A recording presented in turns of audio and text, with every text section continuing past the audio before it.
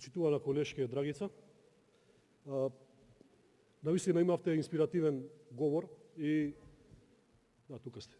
И можам да се сложам дека тоа што го интерпретиравте тука на говорницата е во ред и дека е тоа запишано во предлогот за буџет за 2021 година, но сепак сметам дека со голем ентузијазам како пратеник влегувате од власта, нели, влегувате во вашиот мандат, но сакам да ве убедам дека проектите за кои што говоревте во вашиот говор, како што се ветерниците, не знам, проектите за енергетика до 2040 година, системите за наводнување и другите капитални проекти, верувајте дека за многу краток период ќе се уверите дека нема да се реализираат во целост, односно ќе се реализираат во многу мал дел.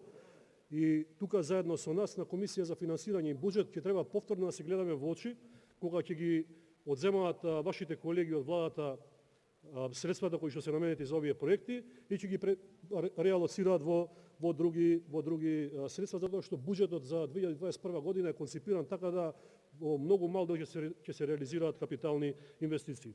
Она што е реалност во Република Македонија, за која што треба да вие се осврнавте во мал дел, а што е многу поважно, е дека за жал невработеноста во Република Македонија галопира.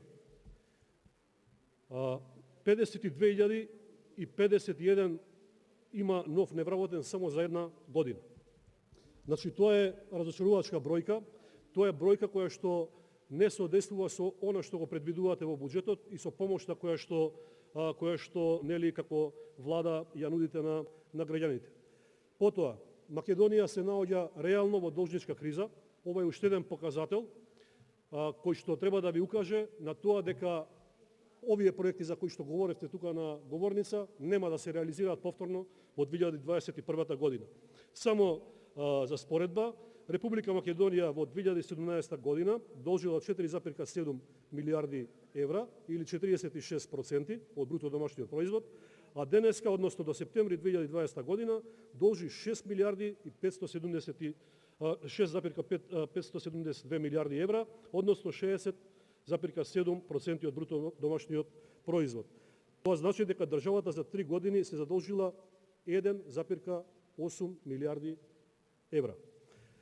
Ова е реалноста која што за жал се соочуваме во Република Македонија и која што сите граѓани ја чувствуваат на своја кожа.